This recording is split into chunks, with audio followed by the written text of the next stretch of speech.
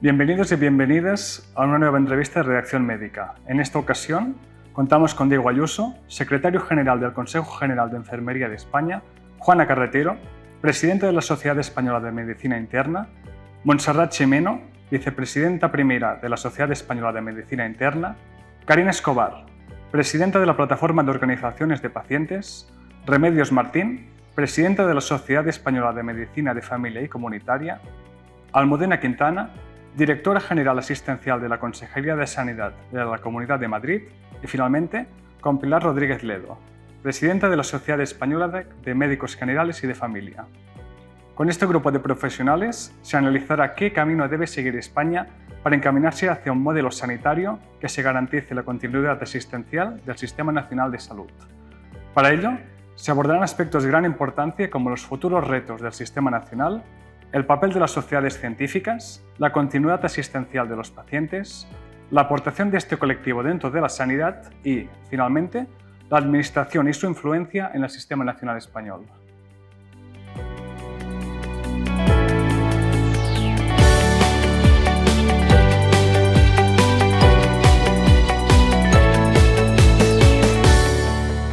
Bienvenidos y bienvenidas al plató de Redacción Médica. En el debate de hoy abordaremos cómo se puede alcanzar un modelo sanitario que garantice la continuidad asistencial del Sistema Nacional de Salud. En el primer bloque analizaremos los futuros retos de este sistema y el papel que deben tener las sociedades científicas, aprovechando hoy que contamos con varias representantes. El envejecimiento poblacional es una realidad que el sistema debe asumir para poder seguir tratando con eficacia a los pacientes del mañana. ¿Qué papel y qué protagonismo tiene la medicina interna y la medicina de familia en este aspecto?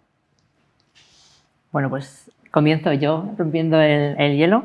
En primer lugar, agradecer a Redacción Médica la organización de este debate, el invitarnos y contar con la SEMI, con las sociedades de familia, las asociaciones de pacientes, enfermería y la representante de las autoridades para abordar este tema que es tan importante y el que no podemos dar la espalda, ¿no? Sabemos que nos enfrentamos ya desde hace tiempo a una situación de envejecimiento poblacional y a una epidemia de cronicidad, de enfermedades crónicas, sobre todo a raíz de la pandemia.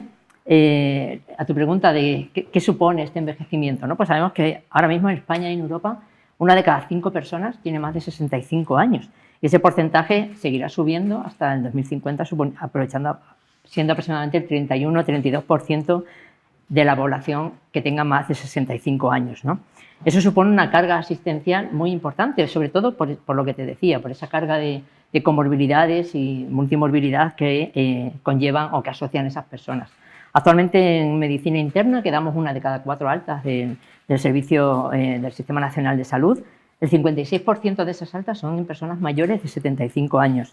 Y esa frecuentación o esas altas se aumenta por 10 en personas mayores de 90 a 95 años, ¿no? Que también supone un volumen importante de nuestras hospitalizaciones y de nuestra carga de trabajo a diario. Y sabemos además que ese trabajo o la atención a esas personas también ha cambiado, ¿no? Porque ya no solamente es que asocien carga importante de comorbilidades, sino que asocian problemas o situaciones que le añaden complejidad, ¿no? Todos sabemos las situaciones actualmente que también han sobrevenido de la pandemia, ¿no? Como las situaciones de soledad no buscadas, situaciones de pobreza, ¿no? de peor distribución de los recursos, situaciones de aumento de la fragilidad, de la desnutrición en estas personas, lo que les hace que necesiten otros niveles diferentes de cuidados, unos niveles mayores que tenemos que asumir y que tenemos que estar preparados para asumir. Y además esas personas viven más, como vemos, y cada vez sabemos que se les somete a tratamientos que quizás antes no nos plantearíamos, ¿no? Por la situación, fundamentalmente por la edad, ¿no? Hoy día ya sabemos que no podemos hablar de condicionar un tratamiento de una persona por la edad, y esos nuevos tratamientos también hacen que desarrollen esas personas otras condiciones que les llevan al hospital, otros efectos secundarios que también tenemos que estar preparados para asumir y tenemos que conocer y estar preparados para afrontar, ¿no? No sé si Pilar Rodríguez o Remedios Martín querían añadir algún aspecto. Pues sí, te parece yo mismo y completamos un poco el escenario, ¿no? En primer lugar, sumarme a los agradecimientos a los organizadores y también a los miembros de esta mesa, con lo cual es un placer participar con todos vosotros, ¿no? Creo que el papel claramente, y si no lo completaré así Remedios, el papel es un papel complementario, e imprescindible, ¿no? Estamos en un momento donde la atención que se está produciendo en los centros de salud, desde la atención primaria, es de una manera mayoritaria a la población envejecida. No nos olvidemos de que siguen persistiendo, a pesar de todas las cuestiones que se dicen, una media de atención a nuestra población de 9 veces al año por paciente, ¿no? Por población, por persona, por habitante, ¿no? Esto quiere decir que todos pasan por la atención primaria y repetidamente. Y por supuesto que aquellas personas que tienen necesidades de salud, tanto necesidades de salud como necesidades derivadas de la enfermedad, acuden continuamente a nuestras consultas. Y el papel que podemos ofrecer es ese papel complementario, manteniendo ese punto de vista holístico e integral, con esa atención continua y centrada en la persona, no solamente en la persona enferma, sino en la persona que puede enfermar, ¿no? Y ahí es muy importante el papel de promoción de la salud y de prevención de la enfermedad, que desde el punto de vista de esta atención, que ahora cada vez más no puede ser de otro modo que centrada en la persona, pues hace que tengamos que individualizar, ¿no? Y hace que tengamos que coordinarnos con los distintos niveles. Por supuesto que medicina interna es nuestro compañero de camino, por supuesto que enfermería lo es, por supuesto que los procesos deben estar bien definidos y deben permitirnos que nos coordinemos, y por supuesto que lo más esencial, que todo esto se tiene que hacer de la mano del paciente, con lo cual creo que ese papel de enlace, además de ese papel que garantice la continuidad de la atención de la persona, la familia y la comunidad, es un papel primordial e imprescindible. Sí, yo creo, como dice Pilar, además estamos en un momento en el que la población envejece y sobre todo hay multimorbilidad, ¿no? Estamos en un momento en el que no solo la cronicidad es tener una patología, sino tener muchas patologías. Tenemos un gran abanico de posibilidades de fármacos que hace que realmente los pacientes tengan una esperanza de vida más larga. No quiere decir que estén libres de enfermedad o en buena calidad de vida, pero ese es el papel que tenemos también los médicos y los enfermeros de primaria, los cuidados y el poder acompañarles, ¿no? Yo creo que la cronicidad siempre ha existido. Para los médicos de familia y para los enfermeros siempre hemos trabajado con la cronicidad. No es nada nuevo, lo que ahora hay es una situación que se nos descompensa porque cada vez tenemos más población envejecida, tenemos más soledad, tenemos más situaciones de multimorbilidad. Y llega un momento en el que tenemos que abogar por un nuevo modelo de cómo organizar la cronicidad, ¿no? El nuevo modelo pasa porque, yo siempre lo digo, que todos los pacientes tienen un médico, una médica de familia, un enfermero, una enfermera de familia, y se centra todo en que la cronicidad esté en los equipos de atención primaria. Por supuesto, en este momento hay que hacer un cambio de modelo de cronicidad que tiene que ser con una mirada integral e integrada. Integral es esa mirada holística, esa mirada de entender a ese paciente en su entorno, con su familia, pero sobre todo también tener en cuenta la toma compartida de decisiones, ¿no? Los pacientes tienen unas expectativas, tienen unos miedos, unas creencias, y no todos los pacientes tenemos que abordarles igual. Entonces, la libertad que tenemos que pasarle a los pacientes de hacer esa toma compartida de decisiones es la que va a asegurar después que el sistema pueda funcionar. No todos los pacientes quieren ir al hospital, pero sin embargo tenemos que abordar con ellos quién puede ser tratado en el domicilio, quién tiene que ir al hospital y quién quieren los pacientes que le traten. Porque a veces los pacientes quieren que le trate su médico o no. Si en una situación muy compleja, con unas necesidades complejas y muy continuadas, a lo mejor quiere que le traten solo en el hospital. Bueno, pues eso también hay que respetarlo. Pero bueno, nuestra experiencia es que los pacientes quieren ser tratados en su casa, con sus médicos y médicas de familia, porque la longitudinalidad es lo que hace al final pues que bueno, se sientan más cercanos a ti. Eso no quiere decir que no quieran tener también otros profesionales, pero siempre quieren al final y vienen a nuestras consultas después de haber estado en el hospital, ¿no? Con lo cual el sistema pasa por un sistema integrado en la atención primaria como eje del sistema, pero por supuesto con todos los demás, diríamos, actores, tanto verticales como horizontales, que se dice, para al final a esos pacientes que están en una situación delicada puedan vivir con calidad y asegurarles, por supuesto, una buena situación en su casa. Los especialistas deberán lidiar con nuevos condicionantes de complejidad que antes quizá no estaban tan asumidos. Totalmente. Yo creo que totalmente, ya comentaba previamente, el envejecimiento de la población, que como dice Reme, no quiere decir que estén libres de enfermedad, sino que conviven con más enfermedades que tienen controladas porque han mejorado o durante un tiempo mejoraron las condiciones sanitarias y bueno, todos los avances que ha habido en muchas patologías. Ten en cuenta que hoy día, pues, por ejemplo, nuestro principal geredial alta es la insuficiencia cardíaca, ¿no? La insuficiencia cardíaca, que es un síndrome clínico que afecta a la persona en su totalidad, en su complejidad.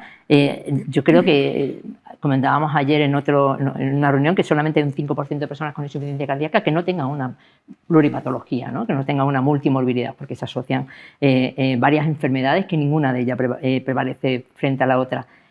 El avance en la insuficiencia cardíaca ha hecho que hoy día pues, haya personas con 90 años que tengan una insuficiencia cardíaca, que puedan ser atendidas en las unidades multidisciplinarias y que parece mentira algo, ¿no? que lo digamos nosotros, que esas personas estén cuanto más tiempo más alejados del hospital, mejor.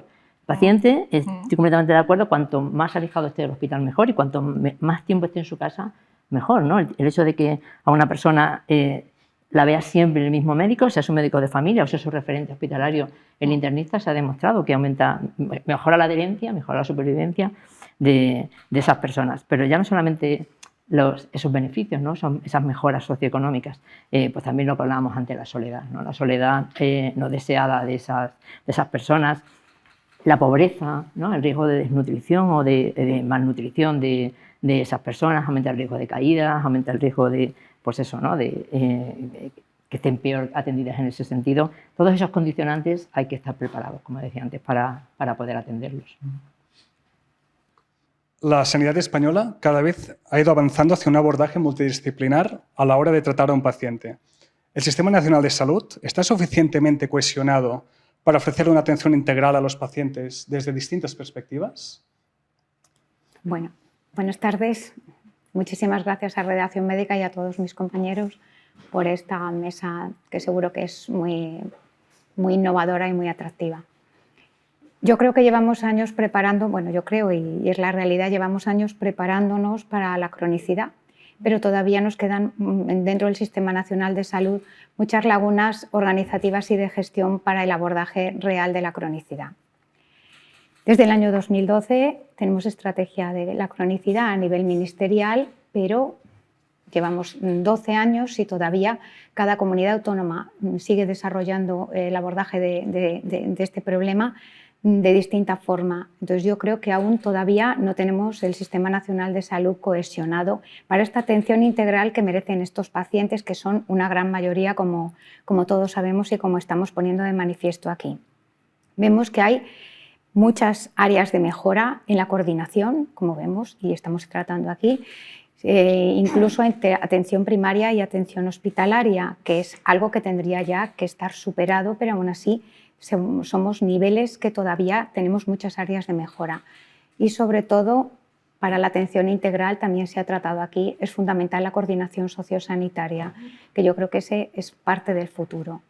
Sin una coordinación sociosanitaria no podremos tratar nunca la cronicidad, porque estamos tratando justo eso. Son pacientes envejecidos con muchos problemas y con muchos problemas sociales. Se ha hablado aquí ya de la soledad. Es un problema para el abordaje de cualquier patología y sobre todo de cualquier paciente concreto. Entonces yo creo que el Sistema Nacional de Salud tiene que hacer todavía un esfuerzo porque tiene muchas áreas de mejora. Y se nos llena a todos la boca con la multidisciplinaridad, la atención centrada en el paciente, pero todavía nos queda. Solo desde la multidisciplinaridad de verdad, centrada en el paciente, obtendremos resultados en salud, por supuesto. Nuestros pacientes tendrán calidad de vida y, sobre todo, tendremos una sanidad eficiente, que también nos preocupa, ¿no? Porque el sistema sanitario nacional tiene que ser eficiente, porque si no, esto caduca. Yo creo que en ese sentido el Sistema Nacional de Salud, todos lo sabemos, cada una de las consejerías y de las comunidades tiene delegadas las competencias de sanidad.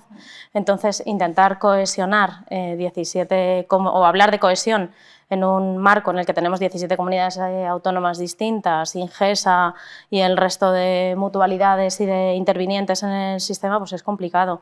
Sí que es cierto que el Ministerio marca unas directivas, pero que luego cada uno transpone, interpreta y aplica como le parece mejor, que por eso están delegadas las funciones. Pero bueno, esto es una cosa que ya se vio bien en el COVID-19, que cada comunidad autónoma aplicó la norma pues, según a ellos, sus directivos y el personal que se encontraba en ese momento en las consejerías le pareció más adecuado, y cada uno siguiendo un criterio al final, aunque hubiera una base común. Yo creo que esto es una cosa que sí que habría que trabajar desde el Consejo Interterritorial para intentar marcar unas directrices claras para poder conseguir una cohesión real. Yo creo que también la cohesión real pasa por unir los socios sanitarios. O sea, realmente no podemos hacer nada si nos quedamos solo en el ámbito y en el plano sanitario, porque todos los que trabajamos en sanidad sabemos que muchas veces los problemas sanitarios vienen de problemas sociales. O sea, un problema social como es la soledad se convierte en un problema sanitario. Pero también hay que desmedicalizar toda la cronicidad, ¿no? Tenemos que abordar y ser mucho más activos con la prevención y la promoción. Tenemos que ser muy activos con la comunidad. O sea, realmente esa variante, esa vertiente que tenemos los médicos y los enfermeros de primaria, que es la comunitaria, esta hay que ponerla en valor, porque la comunidad es también la que al final ayuda y empodera también a los pacientes. Y luego los pacientes también tienen que autogestionar, como se suele decir, que en el fondo es saber qué es su enfermedad y qué tienen que hacer con ella, ¿no? Y hacer actividades y poder desarrollar, no solo a nivel micro en nuestras consultas con los pacientes, a nivel meso, como decimos, con los pares de los mismos problemas y sobre todo las asociaciones de pacientes, que son ellos al final los que realmente pueden hacer pues, este impulso a nivel político que ayuda a incorporar a los pacientes dentro del sistema. Pero que es muy complejo, que no es solamente los sanitarios, también tenemos que hablar de los farmacéuticos, tenemos que hablar de todos aquellos agentes externos que también son agentes de salud. Quería abordar en este debate también el tema del cambio climático, un factor que acabará modificando la evolución de la salud de las personas. Los diferentes perfiles congregados en este debate están valorando crear una línea estratégica propia para hacer frente a este escenario y preparar al Sistema Nacional de Salud.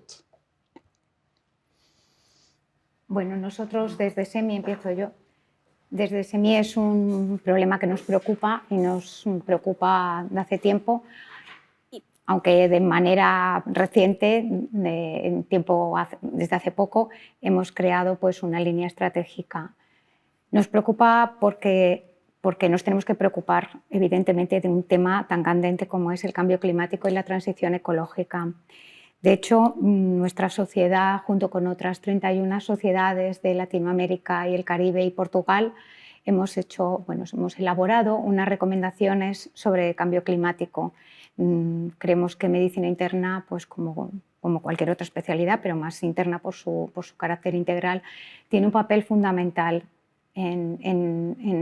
como actor dentro de las posibles intervenciones sobre el cambio climático.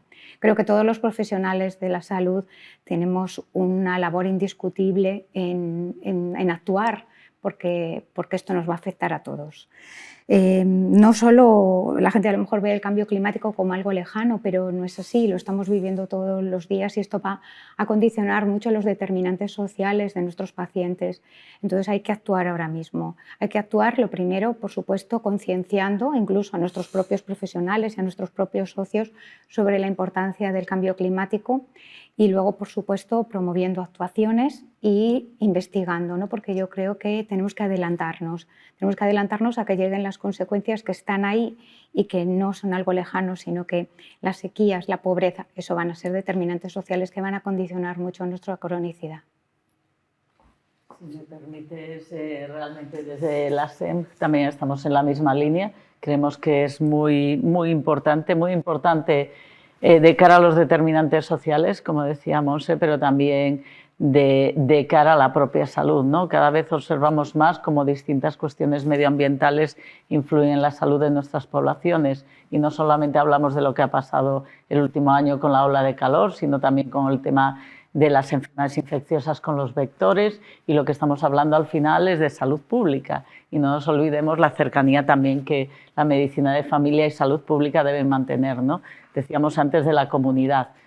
Muchas veces hablamos de comunidad y no acabamos de centrar el tiro, ¿no? Y lo hemos visto con esta pandemia, que todos hemos sabido que era una pandemia donde se ponía en juego la comunidad, pero las actuaciones no han acabado de ser totalmente encajado con ese punto de vista, ¿no? Y ahí tenemos que hacerlo. Creo que es muy importante que incluyamos esa parte de salud pública en nuestros trabajos y de relación de todos nosotros, que al final tenemos un papel pues, holístico, integral y de centrado en la persona, coordinarnos con todos esos aspectos de salud pública. Y en este sentido, en la SEM estamos trabajando con un grupo específico que además queremos verter nuestros primeros resultados en el Congreso de junio, ¿no? De junio del 24 en Coruña, donde queremos hacerlo más sostenible y tenemos mucho trabajo en esa línea con las universidades, con intentar medir también el impacto en la huella de carbono, intentar restaurarlo, y creemos que tenemos que estar todos ahí. Nuestros dispositivos sanitarios tienen también que reducir la huella que sin duda marcan en el impacto medioambiental, y nosotros como sociedades científicas y empleados en nuestra inmensa mayoría en este sistema sanitario tenemos que ir a por ello. Sí, mira, nosotros desde Senfit también, todos estamos alineados, ¿eh? Ya todas las sociedades científicas estamos totalmente alineados. Desde el 2019, WONCA, que es el ente que recoge a todos los médicos de familia, ya generó una declaración de emergencia climática. Nosotros como Senfit ya nos vinculamos con ellos. En el 2020 se genera la Alianza, recuerdo, contra el Cambio Climático, también con la OMC, que es otra entidad donde estamos también todas las sociedades científicas de atención primaria.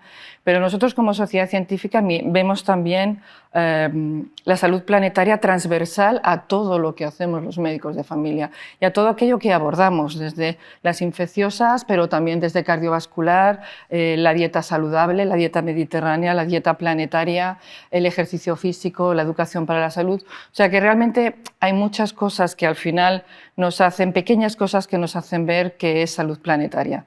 Y hay una cosa muy importante, y es que tenemos toda la sociedad y muchos jóvenes, y los jóvenes están muy motivados con la salud planetaria. Y ellos son realmente los que están tirando de estos grupos de trabajo, ¿no?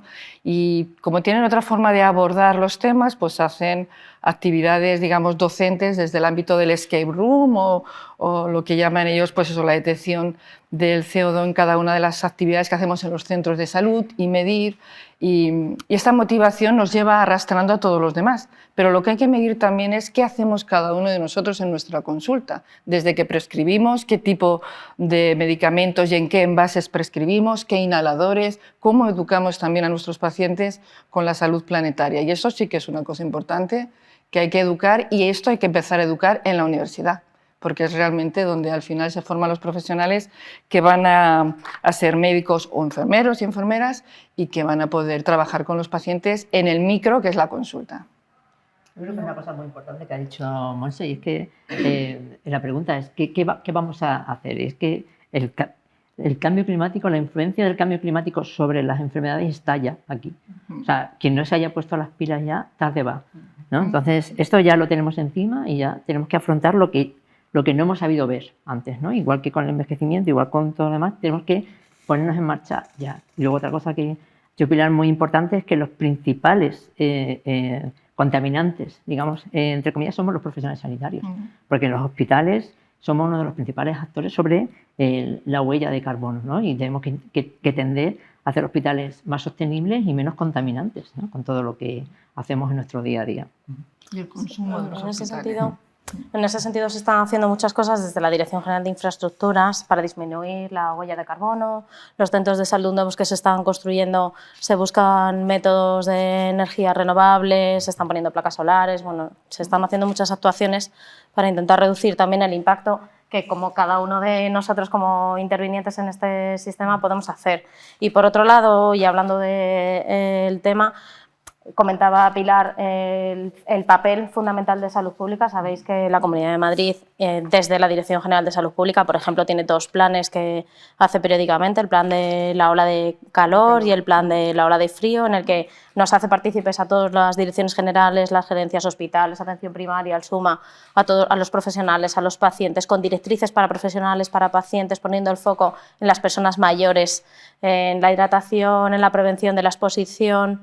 O sea, que sí que esto que estábamos hablando, ¿no?, de la continuidad, del trabajo interdisciplinar, que sí que se está abogando por ello, cada vez vamos haciendo un poquito más entre todos, y un buen ejemplo de ello es por ejemplo, impulsado por Salud Pública y el trabajo que hacemos entre todos. A continuación abordaremos el siguiente bloque, la continuidad asistencial de los pacientes. Quería preguntarles, y en especial a usted, Diego Ayuso, si enfermería es clave para garantizar la continuidad asistencial de los pacientes y qué fórmulas actualmente se estudian para mantener esta dinámica. Pues muchas gracias, Javier. Gracias a Radiación Médica por contar con el Consejo General de Enfermería de España. Y qué voy a decir yo, que soy enfermero, ¿no? Somos muy importantes. Es muy relevante la figura de la enfermera o el enfermero en la continuidad asistencial. ¿Por qué? Porque tanto las enfermeras de hospitalaria como las de atención primaria tienen que estar coordinadas para poder hacer bien esa continuidad de cuidados. ¿Y quién necesita cuidados? Pues fundamentalmente pacientes, lo ha dicho aquí, ¿no?, en la mesa por mis compañeras, uno compartir con todas vosotras la mesa, pacientes pluripatológicos, pacientes con una gran complejidad y que necesitan fundamentalmente un seguimiento y una continuidad de cuidados, ¿no? Esa es la esencia de lo que necesitan, evidentemente, adherencia a tratamientos, coordinación de recursos, y por eso es el enfoque multiprofesional es tan importante. No podemos hacer nada de forma aislada, tenemos que trabajar codo a codo, ¿no?, con internistas, con médicos de familia, con fisioterapeutas, con psicólogos, entran en juego una cantidad de profesiones sanitarias que eso el sistema debe hacer y dar pasos, ¿no?, para incorporar cada vez más a otras profesiones que están quizá menos presentes en la actualidad. Pero sin ese abordaje multiprofesional no podríamos hacer bien la atención. La enfermera, evidentemente, tiene esa visión holística, se ha hablado y además es que lo comparto con vosotras, es así. O sea, si yo pienso en un médico y he tenido la suerte de compartir mucho tiempo de trabajo con vosotras en los hospitales, un internista es un médico integral, global, valora de forma global al paciente. Un médico de atención primaria, la valoración es global. La enfermera lo hace siempre. Desde la valoración de cuidados que hace en la primera atención que hace en un paciente, sea en atención primaria o sea en hospitalaria, hace una valoración integral y entonces entran en juego factores físicos, psicológicos, sociales. Se ha hablado de la importancia de que la parte sociosanitaria esté integrada, se aborde de verdad la dependencia y se dé respuesta a la población desde la dependencia, porque eso afecta enormemente a la salud. Entonces, toda esa valoración global la tienen las enfermeras. ¿Y qué pasos o qué líneas de trabajo estamos haciendo, ¿no?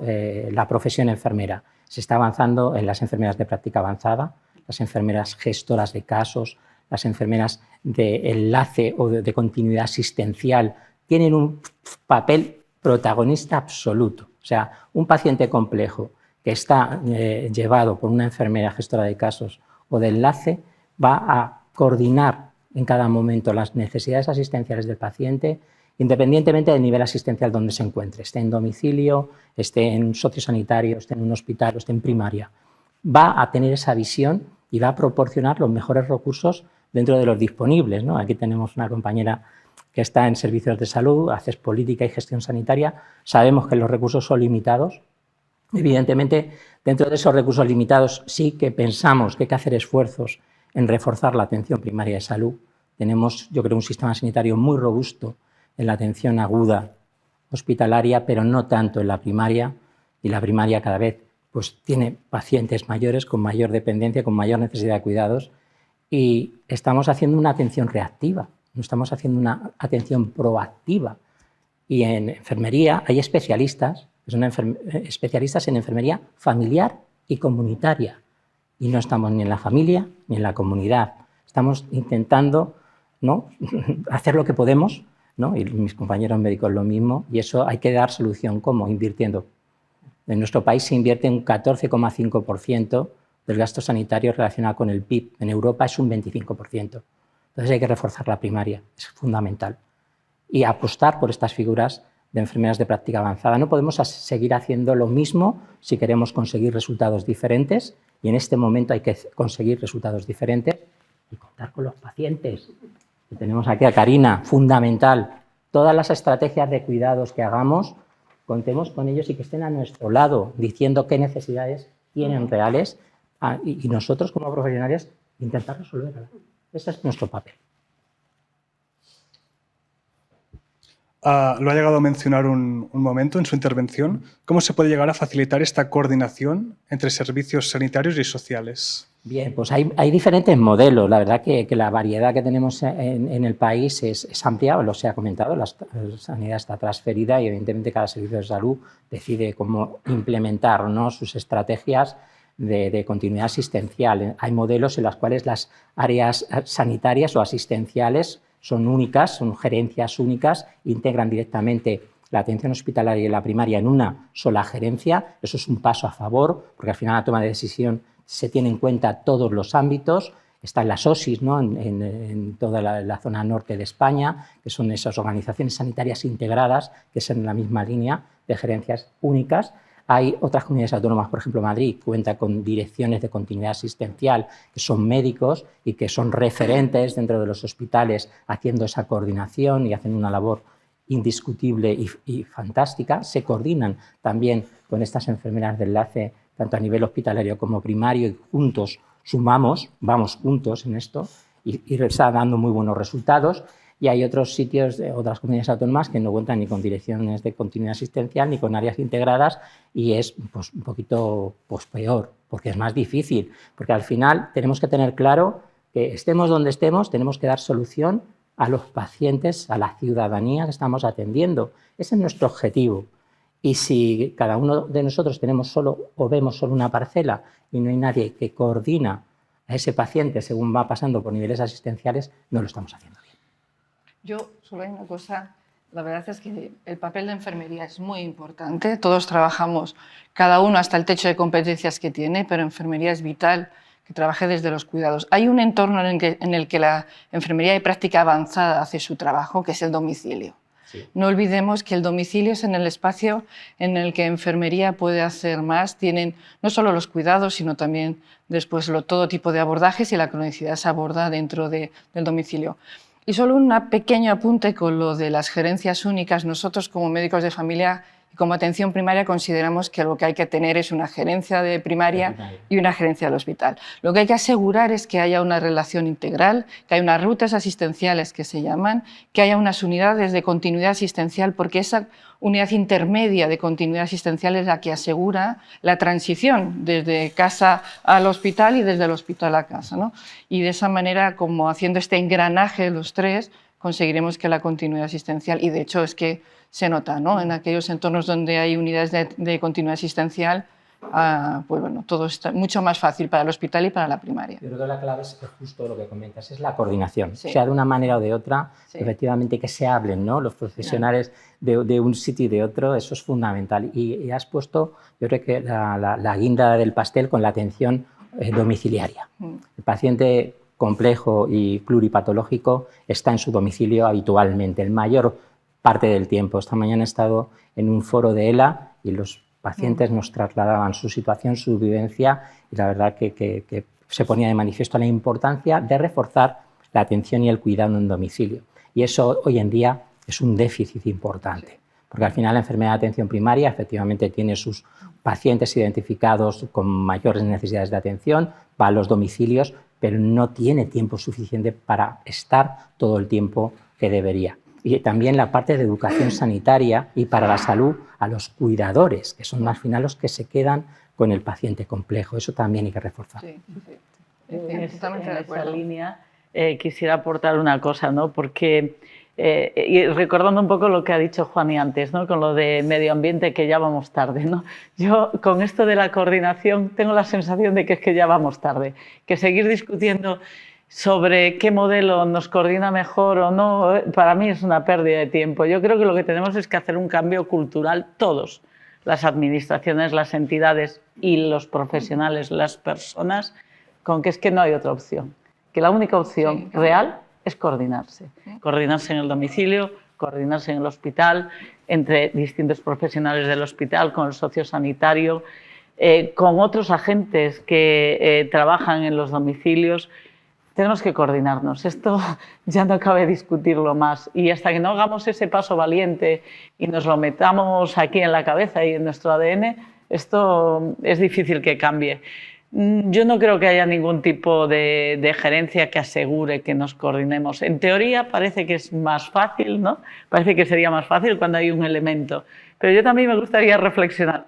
Pero ostras, para coordinarse necesitamos un paso intermedio, los profesionales, dentro de nuestro quehacer y dentro de nuestro techo competencial. No somos capaces de pensar que es que no puede haber otra manera de trabajo que no sea la coordinación. Esto debe ser un sine qua non, ¿no?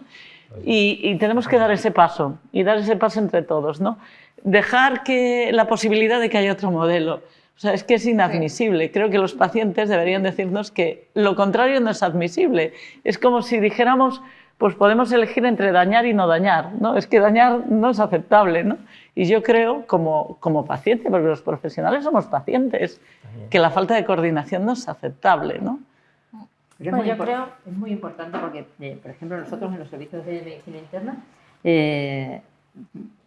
servicios que tengan un programa de atención, de atención al paciente crónico complejo, supone el 50-55% de los servicios de medicina interna, que no alcanza una cobertura poblacional del 30% de la población. Hay un 70% de la población que no está incluida ahí, ¿no? Pero, ¿cuántos servicios de medicina interna tienen algún tipo de comunicación, sea el que sea, teléfono, interconsulta, algo, con la atención primaria, ¿no? Muy pocos de los que contestan a una encuesta que hacemos nosotros cada 2 años, que es la encuesta Recalmin. Entonces, por supuesto que hay que hablar, pero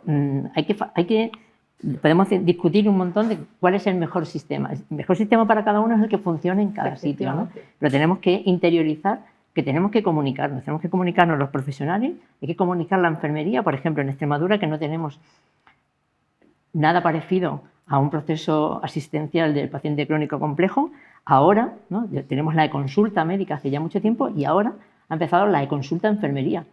Pues es un gran paso, porque realmente, ¿quién conoce al paciente cuando el paciente está ingresado en el hospital? La enfermería, porque nosotros estamos 5 minutos con el paciente, el resto del tiempo está la enfermería, que es quien mejor lo conoce. Y cuando esa persona se va a casa, con toda su carga de enfermedad y con toda la carga de enfermedad del cuidador, es la enfermería del hospital quien tiene que coordinarse con la enfermería de atención primaria para ver cómo está ese paciente, si necesita otros cuidados o qué necesita. Y para eso, pues ahora ya disponen, por ejemplo, de la e-consulta, que bueno, es un paso a ese favor, ¿no? A favor de comunicarse y de mantener pues esa coordinación, ¿no? Que yo creo, relacionando un poco todo lo que estáis diciendo, que no es que tengamos que pensar en cómo vamos a cambiar, es que ya estamos cambiando. Es que existan enfermeras y directores de continuidad asistencial, que existan enfermeras gestoras de casos, que existan consultas, ya muestran un modelo que está cambiando. Lo que pasa es que las cosas no cambian de la noche a la mañana y esto lleva tiempo. Y que tenemos que seguir mejorando porque siempre se pueden buscar puntos de mejora para seguir avanzando, por supuesto. Pero el cambio ya está aquí, no tenemos que pensar en qué tenemos que hacer, lo que tenemos es que seguir empujando ese cambio que ya está. Lo difícil es concienciar a los profesionales, a los pacientes, que las cosas cambian, que los individuales, o sea, que los profesionales sanitarios ya no somos individuales, ya estamos, siempre hemos trabajado dentro de equipos, pero yo creo que ahora esa conciencia no solo es dentro de tu equipo, no es el médico de familia con la enfermera de atención primaria y el hospital va por otro lado, sino que ya tenemos todos más conciencia de que formamos todos parte de un mismo sistema, porque al que estamos volviendo a poner en el centro de todo es al paciente, que es el que tiene que estar ahí. El paciente no viene a mi consulta y es mío, no, el paciente es del sistema y vamos todos a él, que es yo creo que el cambio de modelo al que estamos yendo. Que esto nos lleva a trabajo, pues claro que nos va a llevar.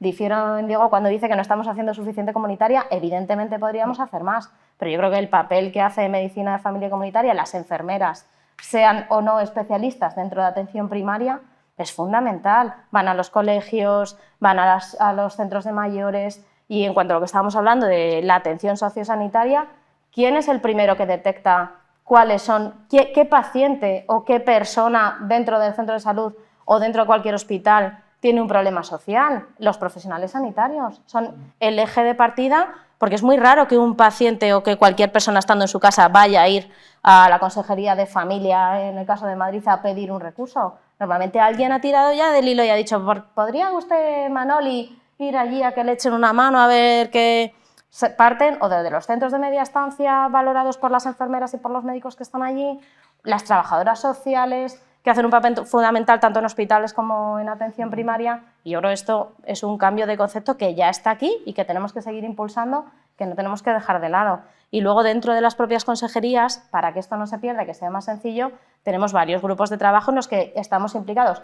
Hay una Dirección General ya de Coordinación Sociosanitaria que se encarga de esto, de ayudarnos a impulsar y tener un interlocutor directo con otra consejería, y muchos grupos de trabajo en los que estamos todos implicados, en los que hay médicos, hay enfermeras, hay trabajadores sociales, profesionales de la otra consejería, para intentar que todo esto se aúne y vayamos a beneficiar al que tiene que ser, que insisto, debe ser el paciente. Y en cuanto a lo de la gerencia única, independientemente de si la gerencia es única o las gerencias están separadas, al final, sea una o sean gerencias separadas, tú vas a tener mandos intermedios siempre. Da igual cómo se llame el que acabe coordinando, porque al final habrá un coordinador, un gerente o un director de atención primaria, uno de hospitales y alguien por encima que sea el encargado de coordinarlo todo, porque es imposible que una persona sola coordine absolutamente todo un sistema sanitario. Al final, los llamemos como los llamemos, coordinados estamos todos, y el que no está, pues se va a tener que subir al carro, porque esto es a lo que vamos a coordinarnos todos en torno a, pues a lo importante. Mandos intermedios hay que tener siempre y estructura, ¿no? Para efectivamente que cada uno asuma su competencia ya más específica, pero es verdad que puede haber una política, ¿no? De una visión como más global, ¿no? Más integrada, ¿no? Sí. En principio. Pero es cierto que al final, y por la experiencia que yo he tenido, mucho es la comunicación, el hablarse y eso las personas, o sea, el creer en que eso es importante y es necesario. Por tanto, se prioriza y se ejecuta. Y si no hay gerencia única, pero hay esa condición de decir, oye, hay que comunicarse y nos importa de verdad el paciente y sus necesidades, eso funciona. Yo creo que no es tanto que sean gerencias separadas, sino que haya un proyecto común. Da igual cómo se llame, pero el proyecto tiene que ser común. En las últimas intervenciones ha surgido la figura del paciente y quería preguntarle a Karina Escobar ¿hasta qué punto, a día de hoy, está representada la voz de los pacientes a la hora de conseguir una adecuada coordinación de todos los servicios? Bueno, muchas gracias. Yo creo que estamos en un momento muy importante. A mí me gusta siempre contar cosas buenas. Nosotros tenemos relación con el Ministerio de Sanidad continuamente, con las diferentes consejerías, y todo el mundo, no conozco ningún profesional que ha estado en consejerías que no tenga un proyecto innovador, que estén sacando algo. O sea, tenemos que contarle buenas noticias a la sociedad de cosas que están pasando y que a lo mejor a medio y largo plazo vamos a ver resultados. Pero es verdad que en el presente tenemos que gestionar muchísimo cambio en el ámbito de los profesionales sanitarios, los pacientes, la introducción de la transformación digital, todas las noticias buenas que vienen, ¿no? De medicina de precisión, de muchas cosas que vienen que ahora mismo no somos capaces, ¿no? de que yo creo que ponerle palabras, ¿no? A lo que va a venir o todos tener una visión más integradora. Ese futuro que viene es bueno, pero el presente y que está aquí ya, quiere decir que los pacientes crónicos complejos, pues no estamos realmente, lo voy a decir sin datos, pero creo que tenemos toda la percepción que lo podemos hacer mejor. Y lo podemos hacer mejor por esos pacientes y su sufrimiento y el de sus familias, pero por tener también un sistema más sostenible. Entonces, si estamos buscando esa sostenibilidad, es cómo trato mejor a ese paciente para que tener mejores resultados en salud y en la complejidad en la que vive y en la que está. La continuidad asistencial queda mucho por hacer en continuidad asistencial. Posiblemente esté en los medios, pero partimos de zonas donde no hay ni interoperabilidad de historia clínica, donde no tenemos una estratificación de pacientes. Para abordar un desarrollo de la atención comunitaria necesitamos saber qué le pasa a los ciudadanos que viven en cada población, que podemos adaptar y poder programar, ¿no? Y un poco pronosticar, ¿no? Cómo se va a enfermar ese núcleo de ciudad, ¿no? Y de qué se enferma la gente para poderle tratar y poder hacer esa medicina más preventiva y de promoción de la salud. Llegamos después de una pandemia, pero ya lo sufríamos antes de pandemia, con una carga muy importante de enfermedad. Sumamos años y sumamos enfermedad y eso no lo hemos corregido. Nos falta mucho en temas de promoción y prevención. Creemos que la labor de las entidades de pacientes y de los propios pacientes y los ciudadanos es tener una situación de, no es que no me guste, pero empoderamiento, parece que se queda solo el paciente, sino tenemos que ser corresponsables todos en la salud de las personas y ayudar a los pacientes, en este caso y a los cuidadores, a cuidarse mejor y ser más pues más responsables, ¿no?, de su propia salud y del uso de los recursos que tiene a su alcance. Nosotros como entidades nosotros somos 1.800 entidades, estamos por todo el territorio español, con pues, 36 organizaciones nacionales que representamos a todas las patologías crónicas. Entendemos que hacemos un esfuerzo enorme por hacer incidencia política, porque realmente las políticas sanitarias se adapten a las personas con cronicidad, que al final suponemos el 80% del gasto sanitario, y son pobres los resultados, sinceramente. Creo que la experiencia del paciente se debe utilizar más, estamos infrautilizados, aunque estamos en muchos sitios y se están abriendo muchas puertas, pero creo que todavía tenemos que pedir permiso para entrar cuando tendríamos que estar todo el tiempo llamando, ¿no?, para poder participar de una manera efectiva y ver cuáles son las prioridades del paciente y de los profesionales y trabajar de una manera conjunta. Yo creo que la gestión del cambio del sistema y cómo podemos transformarlo en el trabajo unificado, ¿no?, de los gestores, de los profesionales y, por supuesto, de los pacientes y sus entidades. Y la realidad es que cuando participamos, yo creo que todos estamos más contentos, hacemos mejor las cosas y en este caso, pues nosotros en el Ministerio de Sanidad lo que vemos es pues poder entrar en el foro abierto de salud porque queremos estar de forma estable. Nosotros participamos en todas las direcciones generales, tenemos puestos en la Agencia Española del Medicamento, en el Instituto de Salud Carlos III, estamos en el ámbito, pues estamos en un montón de proyectos, pero nos gustaría que se nos considerase un agente sanitario y social más, ¿no?, con voz y voto en el sitio donde tenemos que estar para que no por un cambio de político, de gobierno, pues se nos deje fuera de la ecuación. En relación a lo que ha comentado, ¿considera que el paciente ya está preparado para empoderarse dentro de la medicina o aún es necesario quizá un proceso de digitalización, de más conocimiento para un poco conocer, ¿no?, todo su enfermedad, cómo tratarla, etcétera, etcétera?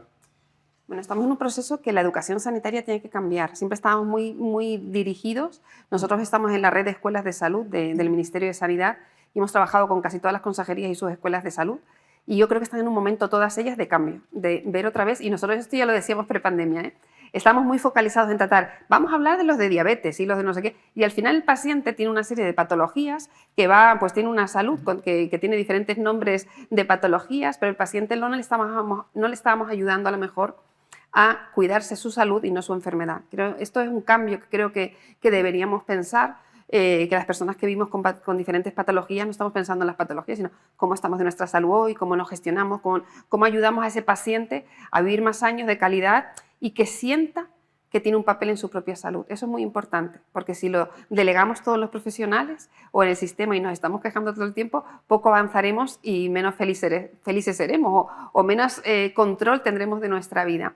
Y en este caso yo creo que hay que repensar toda la educación sanitaria que se está haciendo desde las escuelas de salud, introducir más programas de paciente experto, de personas que llevamos muchos años con la enfermedad, que estemos integrados tanto en atención primaria como en hospitalaria. Todos los programas de pares son fundamentales y el hecho es que han dado muchos resultados y lo vemos con los pacientes de VIH, ¿no?, como el salto, ¿no?, tan importante que se da con el ejemplo de los programas de pares.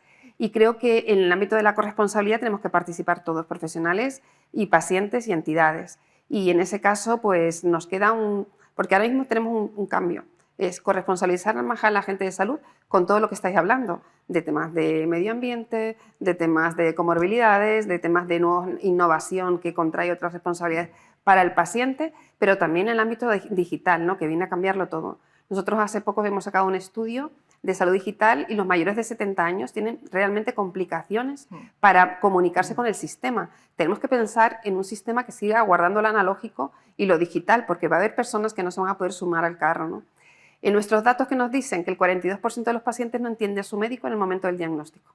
Entonces esto genera una brecha enorme entre las personas que lo entienden y no lo entienden. Después nos quejamos que poco adherentes, que desagradecidos estos pacientes. Pues no, porque hay que insistir, sobre todo, acompañar a los pacientes en el primer momento del diagnóstico y también cuando hay un empeoramiento, porque hay que repensar otra vez cómo asume su enfermedad, asume nuevos tratamientos, cómo cuidarse, cómo cambia su vida y todo lo que impacta la salud en esa persona. Yo creo, al hilo de lo que ha dicho Karina, que evidentemente las nuevas tecnologías, las nuevas herramientas nos van a ayudar mucho, pero desde luego lo que hay que dedicarle al paciente es tiempo. Y eso es lo prioritario para atender bien a nuestros pacientes y más a nuestros pacientes crónicos. Por otro lado, yo creo que tenemos todavía otra asignatura pendiente que es el tema de los autocuidados Y es importante, que lo has dicho, el paciente experto tiene que ser algo fundamental. Y otro tema que también se ha mencionado aquí es el de cuidar al cuidador. Nuestros pacientes crónicos dependen muchas veces de un cuidador y el cuidador necesita cuidados y muchas veces se nos olvida. Aparte de necesitar un entrenamiento y un aprendizaje para los cuidados, necesita ser cuidado él.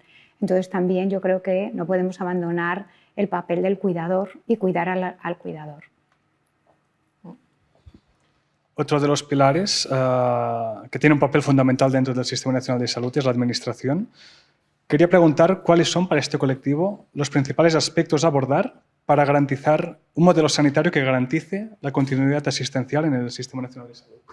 Bueno, yo creo, por un lado, es hacer partícipes a los pacientes, pero partícipes de su enfermedad.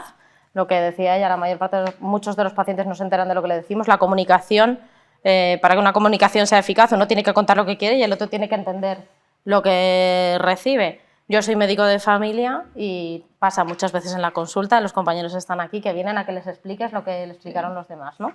Yo creo que fundamental es, tenemos que abordar la digitalización, pero tenemos que mantener y garantizar una comunicación fluida y eficaz. Tenemos que enseñar a los pacientes y a los profesionales, que en muchos casos son gestores de muchas cosas, que los recursos son limitados, esto ya lo hemos hablado, e independientemente de que intentemos hacer los circuitos más eficaces, más continuistas, que los pacientes no se pierdan entre unos y otros evidentemente porque los pacientes tengan una mejor atención. Los profesionales son gestores también, tanto pacientes como profesionales tienen que ser conscientes del sistema en el que estamos y de lo que es necesario hacer y lo que no es necesario. Todos tenemos que ser eficientes, tanto los pacientes en el uso de los recursos como los profesionales en el uso de los propios recursos, ¿no? Y eso es una de las cosas en la que la administración también tiene que involucrarse. Y evidentemente tenemos que dar herramientas para que todo esto se pueda hacer. Nosotros mismos tenemos que tener comunicación entre nosotros y darles las herramientas tanto a primaria, especializada y al resto de los intervinientes, la Consejería de Familia, sociosanitario, para tener todas las herramientas y poder trabajar todos en la misma línea, poniendo, insisto, al paciente en el centro y todos alrededor. Pues si la tendencia ahora es la hospitalización a domicilio porque los pacientes prefieren estar en su casa y yo creo que es una cosa y un modelo al que tenemos que ir, pues tendremos que ser nosotros los que demos las herramientas y la formación a los profesionales y a los pacientes para explicarles que esta es la mejor situación en la que podemos estar, igual que el resto de las cosas. Nosotros somos los proveedores de las herramientas y para ello estamos aquí. Un tema importante que han comentado es el tema de que los recursos no son ilimitados, ¿no? Quizás ha habido un momento en que tanto los profesionales, los pacientes, pensaban que todo valía y todo esto se estira como el chicle hasta el infinito. Ahora, por ejemplo, en los nuevos modelos, en los nuevos programas de formación MIR, dentro de las competencias básicas que son comunes para todos y que han adquirido una parte muy importante de esa formación, pues es uno de esas competencias que debe tener todo profesional que se esté formando y que termine, es eso, ¿no? El ser capaz de gestionar de una forma eficaz, de una forma eficiente los recursos, ¿no? Porque muchas veces vemos que el paciente está ingresado una semana y cuando está ingresado una semana lleva 5 hemogramas cuando se va de alta. ¿Realmente es necesario que el paciente tenga 5 hemogramas, que tenga una sonda puesta 7 días, que tenga el antibiótico puesto intravenoso hasta el mismo día que se va de alta? En fin, hay cosas, ¿no?, que hay que saber gestionar, cuánto tiempo, ¿no?, debe durar el proceso de hospitalización, cuántas revisiones hay que hacer al paciente, y sobre todo saber que el paciente debe estar en su casa, debe estar en su domicilio, cuanto más cercano a su domicilio mejor, cuidando al cuidador, porque sí que es verdad que muchas veces esa derivación del paciente a su domicilio hace que se sobrecargue el cuidador, pero yo creo que es muy importante para las nuevas generaciones, hablando del futuro, creo que nos van a cuidar a nosotros, porque realmente ellos son los que nos van a cuidar, que esa parte, esas competencias transversales, las aprendan, que quizás ha habido un momento en que, bueno, pues, ¿no?, todo valía, se hayan quedado un poco más relegadas a favor de otro tipo de competencias, ¿no? Quizás competencias más tecnológicas, ¿no?, en el uso de tecnologías que nos ayudan, ¿no?, al día a día de nuestra atención al paciente, pero que quizás no sean lo más importante a la hora de hacer sostenible este sistema sanitario. Y al hilo de lo que dice Juani, realmente hay una cosa imprescindible que es la comunicación médico-paciente. La toma compartida de decisiones pasa por tener habilidades en la comunicación y esto también hay que aprenderlo en el MIR y hay que aprenderlo cuando te estás formando porque venimos de una medicina que es muy autoritaria, entre comillas, aunque al paciente se le dice esta prueba se le va a hacer, este tratamiento toca hacerle, tiene mala adherencia, cuando en el fondo no se explora qué le pasa al paciente, ¿no? No se exploran esos miedos, esas inquietudes, esa toma de decisiones, porque a veces los pacientes no quieren hacer una cosa y te tienen que explicar el por qué, y tú también tienes que explicarle el por qué tiene que hacerlo. Y ese diálogo es algo muy importante que hay que hacer en las consultas. Eso supone tiempo, pero los pacientes crónicos complejos suponen tiempo, y ahí nos tenemos que dedicar todos. Lo primero por los procesos deliberativos y conocer qué quiere el paciente, y después ya por el abordaje de cubrir sus expectativas, porque no olvidemos que el paciente está en el centro y hay que cubrir sus expectativas.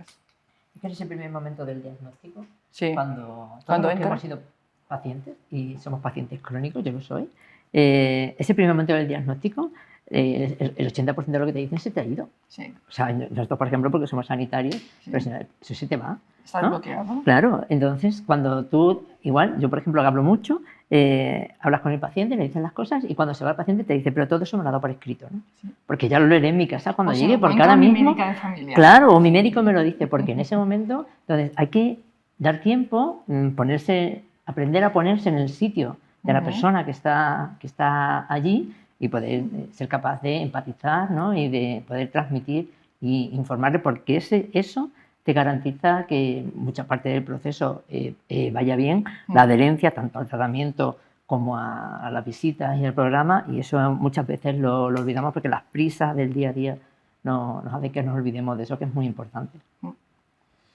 El debate ha dejado claro que tanto las sociedades científicas como la administración, la enfermería y los pacientes son unos elementos vitales para la continuidad asistencial del Sistema Nacional de Salud. Querría que me hicieran una breve conclusión, cada uno de ustedes, un poco desde sus puntos de vista, desde lo que se ha hablado aquí, sobre cómo no podemos alcanzar este objetivo común entre todos ustedes, que proceden de diferentes ramas, pero que al final quieren lo mismo, quieren el mismo objetivo. ¿Quién quiera empezar? Bueno, yo creo que todos tenemos claro que solo uniendo vectores podremos llegar al éxito en este tema como en todos y que todas las partes son fundamentales para el cuidado del paciente, pero siempre contando con el paciente, que muchas veces se nos ha olvidado contar con el paciente y hemos hecho pues, estrategias maravillosas en las que no se contaba con el paciente. Yo creo que eso lo tenemos todos claro y después de lo que hemos hablado aquí, todavía más claro. Y sobre todo que queremos tener un futuro más sostenible con un sistema sanitario eficiente y que de eso somos parte todos culpables si no lo conseguimos. Y el sistema sanitario eficiente pasa por una atención integral e integrada.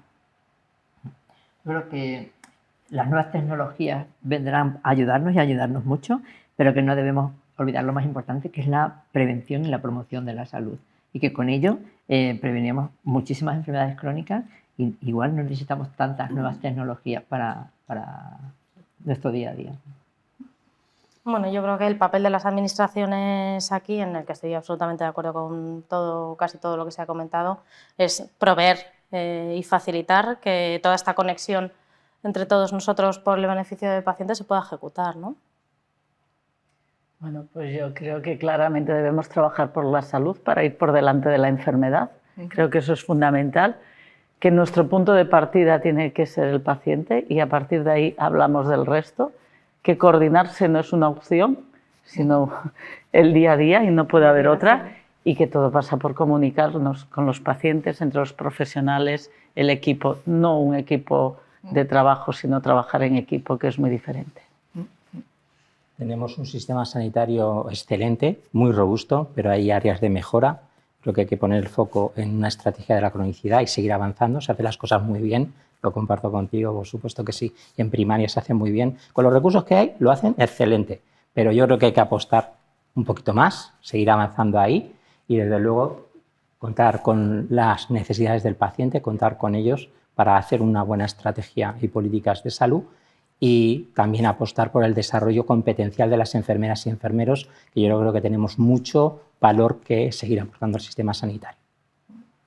Pues yo definiría como final la importancia de la participación de los pacientes en su propia salud y también la participación en las políticas sanitarias, poniendo el foco en este caso en que necesitamos volver a relanzar la estrategia del Ministerio de Sanidad de cronicidad, igual que los planes de cronicidad por comunidad autónoma, teniendo en cuenta la singularidad de cada comunidad autónoma, porque en este momento tenemos problemas de equidad y de que no estamos siendo teniendo igual trato, ¿no? Y con muchas diferencias.